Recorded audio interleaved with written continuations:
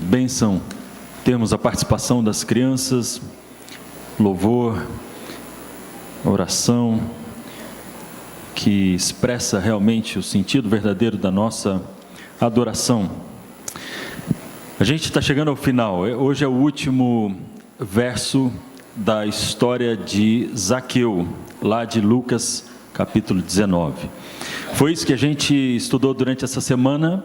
Vários de vocês estiveram por aqui, alguns todos os dias, alguns em dias alternados, e a gente fez uma leitura, um estudo da Bíblia minucioso, vagaroso, onde a gente foi aprendendo, explicando e aplicando a nossa vida, a história de Zaqueu, dentro de uma perspectiva cristológica, tentando compreender também o ministério de Jesus. A gente chega no último versículo hoje, o versículo 10, e daí amanhã encerramos, como já foi mencionado, com uma festa muito bonita aqui, com batismos e tudo mais. Convidar você para ler essa história mais uma vez, e vamos até o versículo 10 hoje, tá bom? A Bíblia diz assim, que entrando em Jericó, atravessava Jesus aquela cidade. Eis que um homem chamado Zaqueu, maioral dos publicanos e rico, procurava ver quem era Jesus, mas não podia por causa da multidão, por ser ele de pequena estatura. Assim correu adiante e subiu uma figueira brava, a fim de vê-lo, porque por ali havia de passar. Quando Jesus chegou àquele lugar, olhando para cima, disse-lhe: Zaqueu, desce depressa, pois me convém ficar hoje em tua casa. E ele desceu a toda pressa e o recebeu com alegria. Assim, todos os que viram isto murmuravam, dizendo que ele se hospedara com um homem pecador.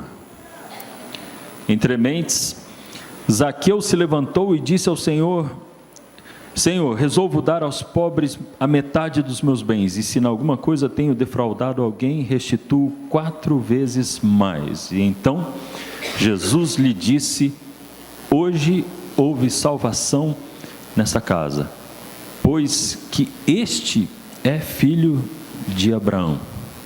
E agora chegamos na parte de hoje. Hoje é a história de um pequeno homem com um grande Deus. E então o verso 10 diz, leia comigo: porque o Filho do Homem veio buscar e salvar o perdido. Na Bíblia, em muitos lugares, você lê sobre o ministério de Jesus. Mas eu encontro neste verso uma declaração especial e única a respeito daquilo que Jesus fez e faz em cada um de nós. É como se fosse a grande declaração de missão do Filho do Homem. Lucas capítulo 19, verso 10. Declaração de missão é quando em uma frase você resume a razão de ser, a razão de existir, aquilo que você se concentra e concentra os seus esforços.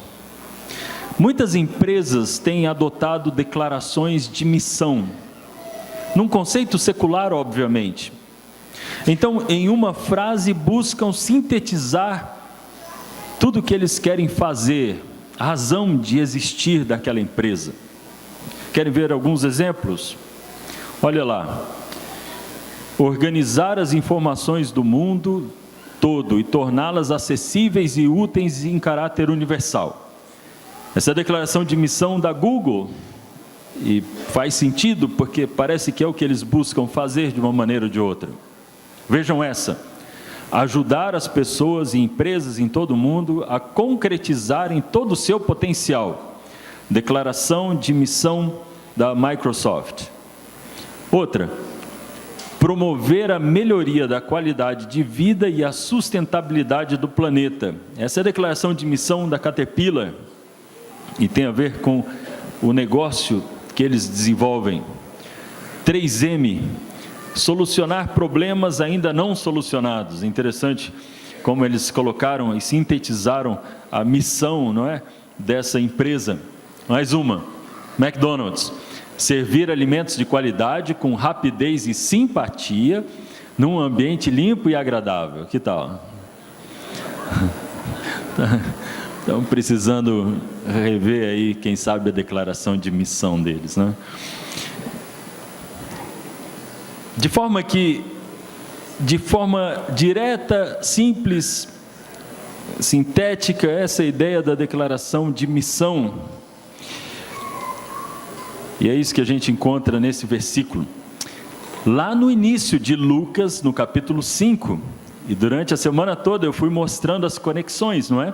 É assim que a gente aprende e se aprofunda no significado de um texto bíblico, entendendo as relações que existem entre ele e outras partes da Bíblia.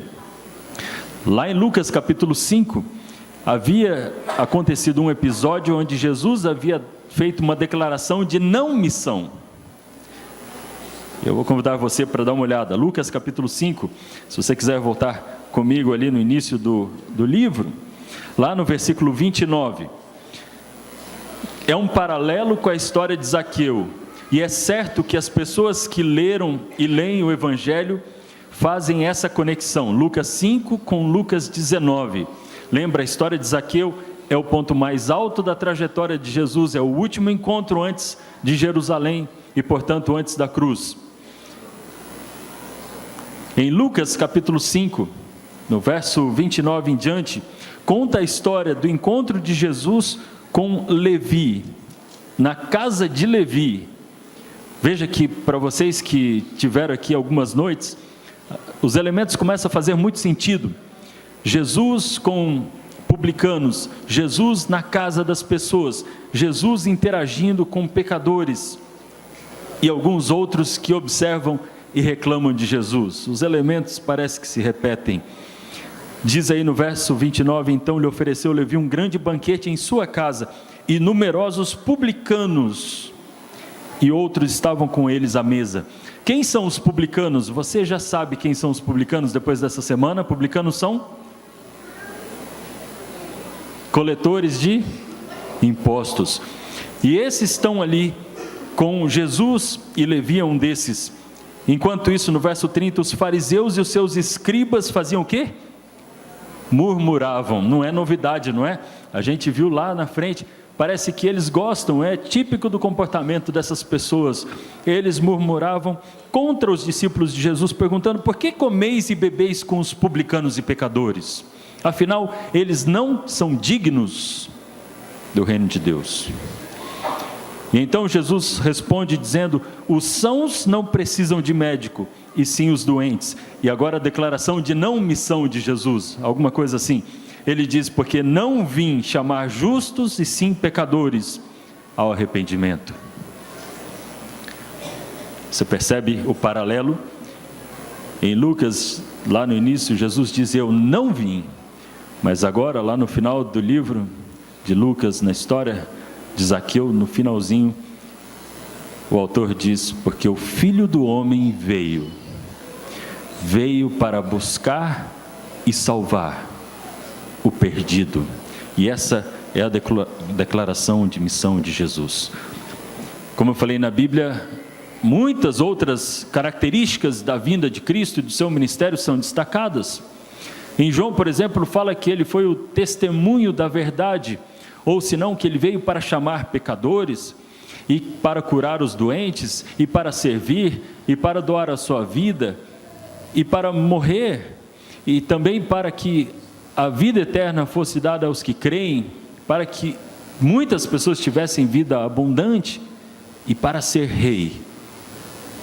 Mas Lucas tem uma visão específica, ele usa lentes próprias da experiência dele, de forma que Lucas é o evangelho da humanidade de Jesus.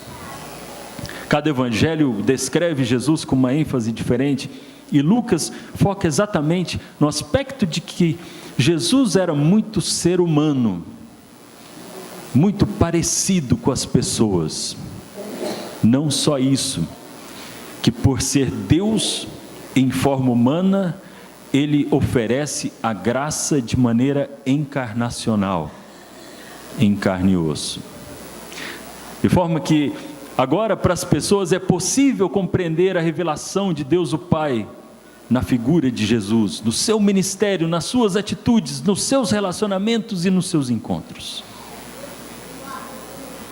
Essa é a leitura de Lucas. E quando chega na história de Zaqueu, vem o clímax do Evangelho, dessa mensagem. Quando ele se encontra com o maioral dos publicanos, um rico, um traidor, um corrupto, alguém que não tinha acesso a Cristo, mas que tinha o desejo de se encontrar com Jesus. Há muitas conexões nessa história, mas eu sugiro que o ponto principal da história de Zaqueu, o ponto principal, tem a ver com a iniciativa de Deus em buscar os pecadores. Lembra como começa essa história? Entrando em Jericó, atravessava Jesus a cidade. Sabe como termina essa história? Porque o Filho do Homem veio para buscar. É possível que em algum momento a gente fique pensando assim, não, mas foi Zaqueu, era Zaqueu que buscava Jesus, foi Zaqueu que tentava furar a multidão, foi Zaqueu que subiu na árvore. E essa é a perspectiva humana, porque o tempo todo parece que somos nós que estamos buscando a Cristo, quando não enxergamos todo o cenário que já está pronto para que nos encontremos com Ele. Eu não comentei sobre esse detalhe, guardei para hoje. Quando diz na Bíblia que Jesus falou para eles: Zaqueu, desce depressa, pois me convém ficar hoje em tua casa. Talvez uma melhor tradução e compreensão da fala de Jesus fosse: Zaqueu, desce depressa, pois me é necessário ficar na tua casa. Por que necessário para Jesus? Necessário para Jesus não porque ele precisava de um lugar para dormir aquela noite. Necessário para Jesus, como foi necessário para Jesus passar por Samaria para se encontrar com a mulher samaritana, sendo aquela rota uma rota não convencional para as pessoas. A única necessidade de Jesus era cumprir a sua missão, buscar e encontrar os pecadores, incluindo Zaqueu, para muitos o maior deles. Era necessário para Deus se encontrar com os pecadores. Assim, encontrar a Deus, na verdade, é ser encontrado por Deus, pelo Deus que tem nos buscado desde sempre. Buscar a Deus, encontrar com Ele, é deixar ser encontrado, é permitir que Ele chegue até nós. E essa é a verdade sobre a graça, essa essência do Evangelho da cruz. A iniciativa sempre foi, sempre será do nosso Deus. Foi assim que Zaqueu também recebeu esperança naqueles dias, ao se encontrar e ao receber Jesus na sua casa. Essa é uma escola dos Estados Unidos, no interior, antiga, escola de Oak Ridge. E era o começo de mais um ano letivo de aulas ali, e a expectativa sempre é muito alta por parte dos alunos, principalmente de um deles, chamado Jaime. Jaime é aquele mais influente e carismático entre todos. E Jaime não é exatamente aquele aluno modelo. Ele gosta de desafiar os professores. Eles haviam ouvido falar que eles teriam um novo professor naquele ano. E começaram na sua roda a questionar: como será esse professor? Quem é ele? Alguém já ouviu falar dele? Ah, novo professor? Eu duvido, disse Jaime, ele vai durar mais do que um dia com a gente. Nós vamos conseguir que ele desista, como os outros 2 que passaram recentemente por aqui. Quando eles estavam nessa conversa, chega a cavalo o novo professor da turma. Um homem muito discreto, com um livro debaixo do braço, encosta o seu cavalo, passa pelo grupo, deseja um bom dia e segue adiante. E ele pergunta, mas alguém sabe de onde ele veio? E alguém no grupo fala assim, olha, eu não sei, mas ouvi falar que ele disse que Deus o mandou para essa escola. E Jaime, no seu ímpeto, já responde, bom, se ele acha que Deus o enviou para cá, avisa ele que Jaime vai enviar ele de volta. Esse é o Jaime. Campainha toca, todos entram na sala, e agora o professor se coloca à frente, os alunos vão encontrando seus lugares, e Jaime e a sua turma lá no fundão, como era de se esperar. O professor fica em pé, pede que todos fiquem em pé para uma oração. Aquilo era novo para eles, como assim oração? E não deu tempo do Jaime reagir, simplesmente ficaram em pé e seguiram as instruções. Então o professor faz uma oração, Senhor, que neste ano o Senhor esteja sempre entre nós e que possamos receber a Tua bênção e possamos aprender muitas coisas juntos. Os alunos, ainda sem entender, se assentam, enquanto o professor continua as suas orientações. Mais uma surpresa para a turma. Ele fala, alunos, nós temos planos de muito aprendizado durante esse ano, e para que tudo ocorra bem é necessário termos algumas regras em sala de aula. E por isso eu queria que vocês me ajudassem a sugerir aquelas regras básicas para um bom andamento na sala de aula. Ele foi ao quadro e disse, quem tem uma sugestão? E então um aluno lá levanta a mão e fala, professor, eu tenho uma ideia. Eu acho que colar não é apropriado para o nosso contexto. E então o professor escreve não colar no quadro. Agora, lembrem, o contexto é de um outro tempo antigo e o contexto era um pouco diferente, não é? E agora o professor fala assim, muito bem, não colar, nós temos uma regra, mas e quem infringir a regra? O que acontece? Toda lei tem uma consequência, uma penalidade.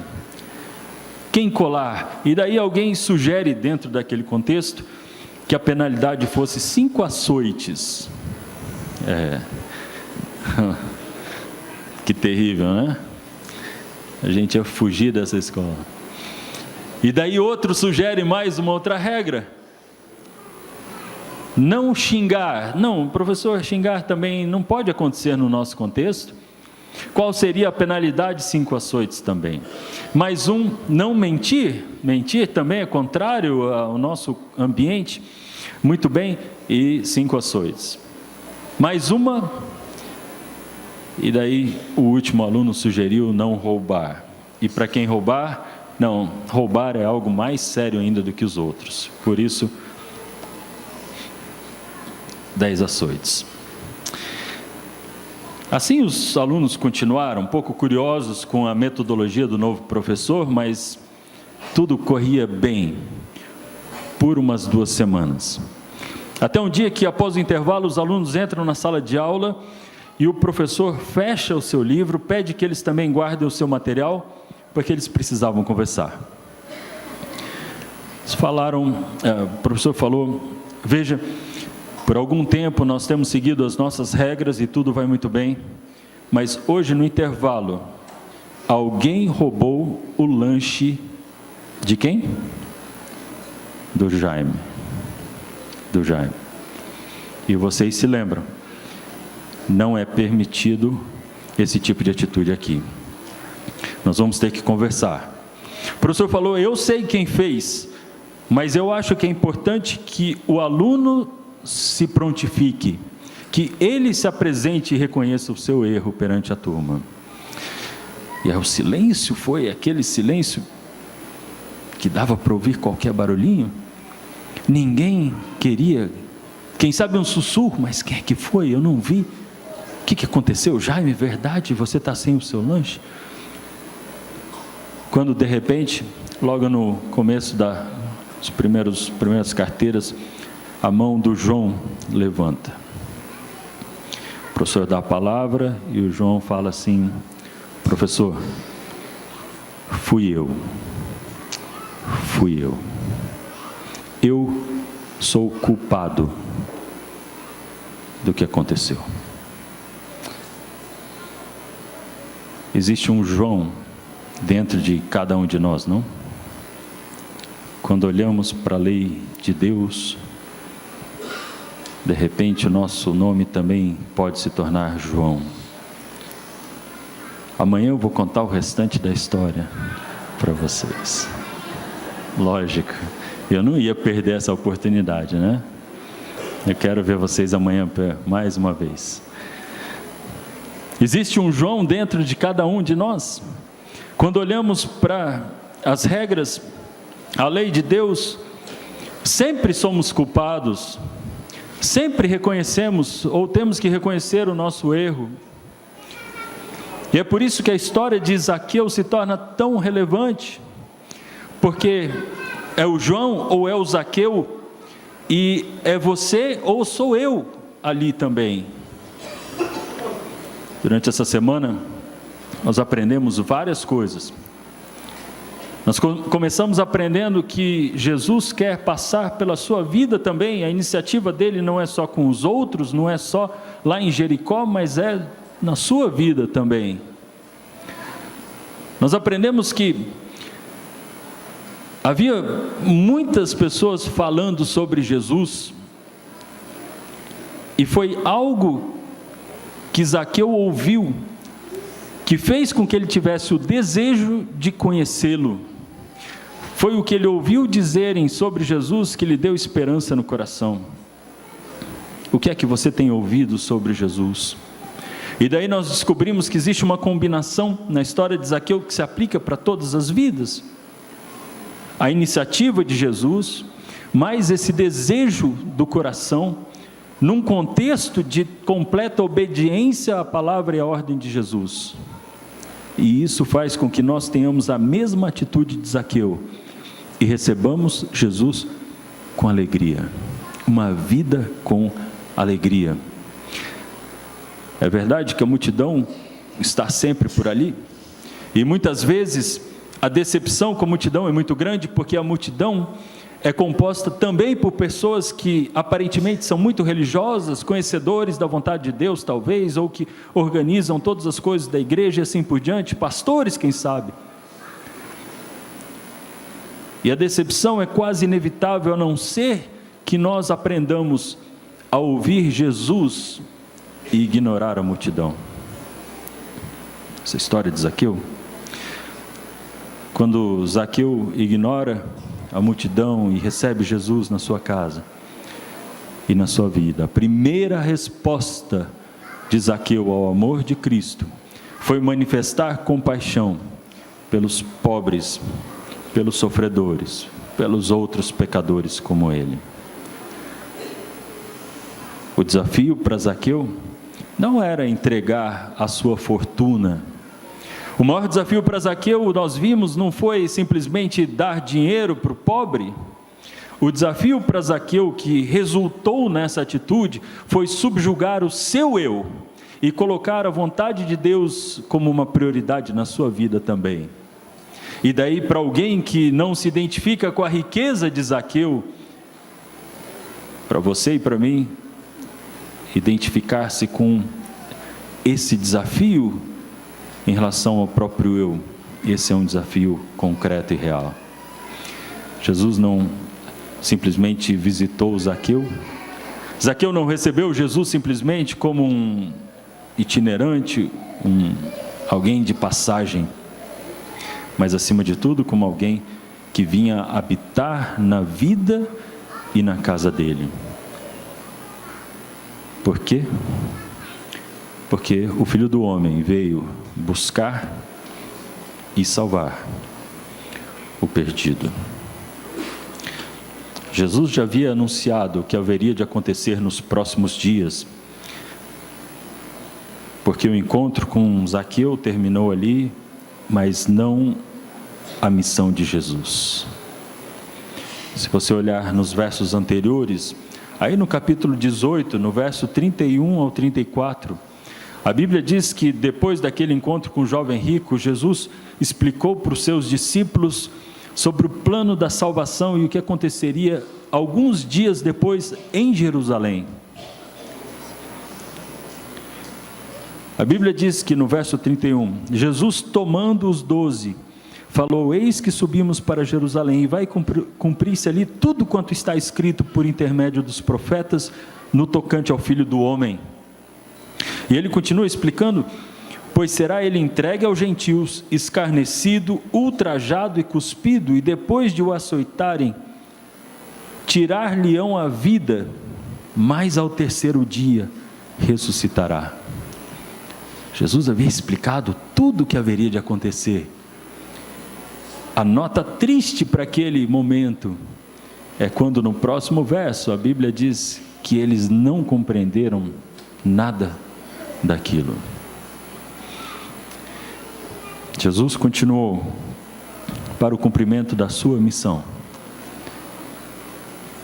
E se Zaqueu havia descido da árvore para receber a salvação, em poucos dias foi a vez de Jesus ser pendurado no madeiro para conceder a salvação.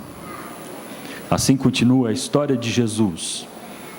Poucos dias depois, Jesus entregou a sua vida por Zaqueu, porque o Filho do Homem veio para buscar e salvar o perdido.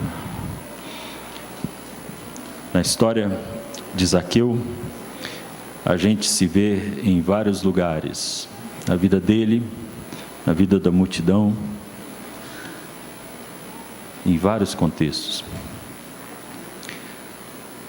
Mas quem sabe, nós que dizemos seguir Jesus, quem sabe podemos identificar na missão de Cristo a nossa missão também: buscar e salvar os perdidos.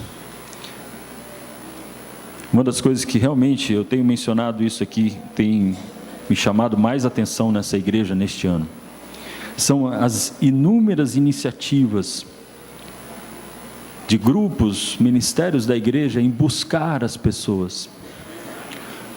Eu já falei que não há como justificar a nossa ideia de que precisamos simplesmente ficar esperando as pessoas virem até nós, quando o próprio ministério de Jesus e a sua declaração de missão, da qual a nossa deriva, diz que temos que tomar a iniciativa e buscar os demais.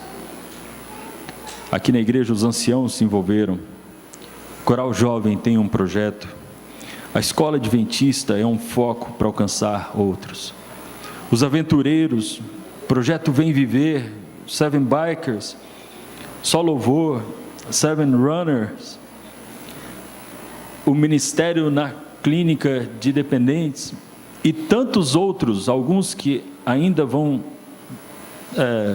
ser mencionados e destacados aqui. Projeto que nós vimos hoje cedo, né? Tudo para buscar, tudo para ir até onde as pessoas estão. Nos dias de hoje, as pessoas não vêm à igreja. Pouquíssimas pessoas vão passar e dizer: quero entrar aí, quero descobrir. A nossa reputação, de forma geral, dos cristãos não é tão positiva assim. Nós precisamos ir até onde eles estão. Poucos dias depois daquele encontro, Jesus entregou a sua vida por Zaqueu. Alguns dias depois daquele encontro, Jesus entregou a sua vida por você também. Que agora, sendo salvo, tendo experimentado a busca de Jesus por você, você pudesse buscar outros e apresentar para eles a salvação em Cristo Jesus. Eu vou pedir a Cíntia para cantar aqui no final agora. A música é um convite. A gente vai chegando no final dessa semana, Semana Santa, uma semana importante. Uma semana importante para você renovar o seu voto de fidelidade a Deus, para você renovar o seu compromisso com a missão dele, de ir e buscar as pessoas onde quer que eles estejam. Ontem eu dei a oportunidade de você tomar uma decisão para você, hoje não vai ser diferente. Naqueles dias, Jesus foi até Zaqueu e convidou Zaqueu a viver por ele. Hoje, por que você não vem até Jesus com o desejo e a decisão no coração de viver por Jesus? Você vai aceitar?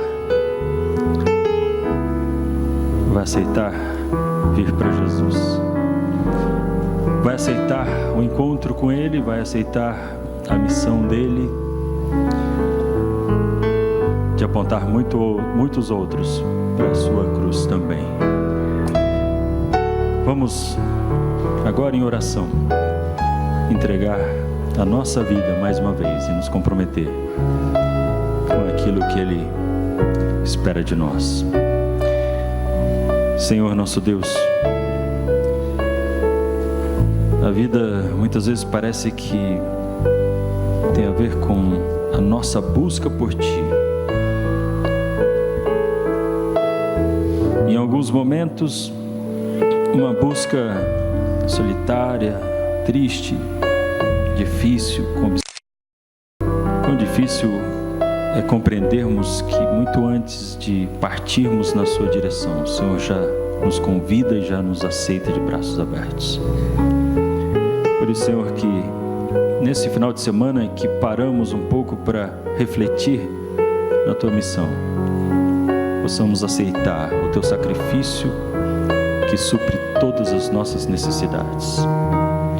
Que possamos viver a Tua graça diariamente na nossa vida e que possamos nos engajar na Tua missão de buscar e levar outros a Te conhecerem para herdarem também a salvação.